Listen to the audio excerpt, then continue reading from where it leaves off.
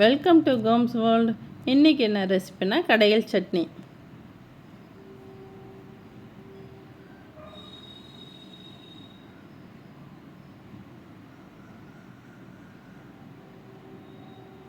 வாங்க, இந்த கடையல் சட்னி இட்லிக்கு மட்டும்தாங்க நல்லாயிருக்கும். அதை நம்ம எப்படி செய்கிறதுன்னு பார்க்கலாம். இந்த சட்னியை நான் அடிக்கடி செய்வேன் வீட்டில். பசங்களும் விரும்பி சாப்பிடுவாங்க. இப்போ அதுக்கு தேவையானது தக்காளி, வெங்காயம், பச்சை மிளகாய், கருவேப்பிலைங்க. நான் அது அளவு சொல்கிறேங்க. இப்போ அடுப்பை ஆன் பண்ணி நான் ஒரு பாத்திரம் வச்சுருக்கேன். அந்த பாத்திரத்தில் கடலெண்ணெய் 3 ஸ்பூன் ஊற்றிருக்கேன். இது அதில் 1.5 ஸ்பூன் சோம்பு சேர்த்துருக்கேங்க. இந்த சோம்பு தாங்க இந்த சட்னிக்கு ரொம்ப ரொம்ப முக்கியமாக போடணும்.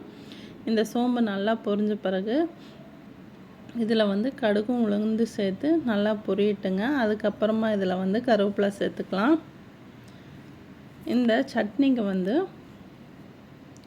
கருவேப்பிலையும் சேர்த்துக்கலாம். அதுவும் சேர்த்து பொரியட்டும். இதில் பெரிய வெங்காயமும் சேர்த்துக்கலாம், சின்ன வெங்காயமும் சேர்த்துக்கலாம். ரெண்டுமே சேர்த்துக்கலாம், எது வேணுனாலும் சேர்த்துக்கலாங்க.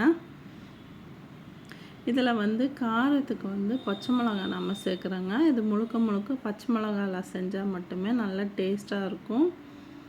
இந்த பச்சை மிளகாய் நல்லா பொரிஞ்ச பிறகு அது கூட வெங்காயம், தக்காளி ரெண்டும் சேர்த்து இதை நல்லா வதக்கலாங்க. இது மாதிரி பாத்திரத்துலையே வச்சு வதக்குங்க. அப்போ தான் கடையும் போது நம்மளுக்கு தக்காளி, வெங்காயம் எல்லாம் நல்லா கடையிறதுக்கு நல்லா வருங்க. இப்போ தண்ணியை ஊற்றி வேக வச்சுட்டு இப்போ அரை மூடி தேங்காவை திருவி எடுத்து வச்சுருக்கேங்க. இப்போ இந்த தக்காளி, வெங்காயம் எல்லாம் நல்லா வெந்துட்டுருக்கு, வேகட்டும்.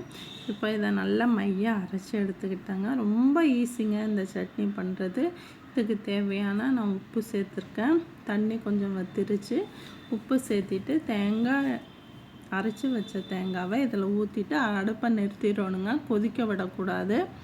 இதை மத்து வச்சு நல்லா கடைஞ்சி எடுத்துக்கலாங்க.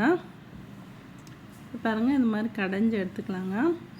நிறையா பேர் என் வீடியோஸ் பார்க்குறீங்க. சப்ஸ்கிரைப் பண்ணிவிட்டு பெல் பட்டனை அமைக்கிட்டு பாருங்கள். அப்போ தான் நான் போடுற வீடியோ உடனுக்குடனே சேரும். இப்போ பாருங்கள், இந்த கடையல் சட்னி ரெடி ஆயிடுச்சு. இட்லிக்கு அவ்வளோ அருமையாக இருக்கும். நீங்கள் ஒருக்கா இதை ட்ரை பண்ணி பார்த்துட்டு எப்படி இருக்குன்னு சொல்லுங்கள். இது மாதிரி வீடியோஸ்க்கு என் சேனலை லைக் பண்ணுங்கள், ஷேர் பண்ணுங்கள், கமெண்ட் பண்ணுங்கள், சப்ஸ்கிரைப் பண்ணுங்கள். தேங்க்யூ ஃபார் வாட்சிங்.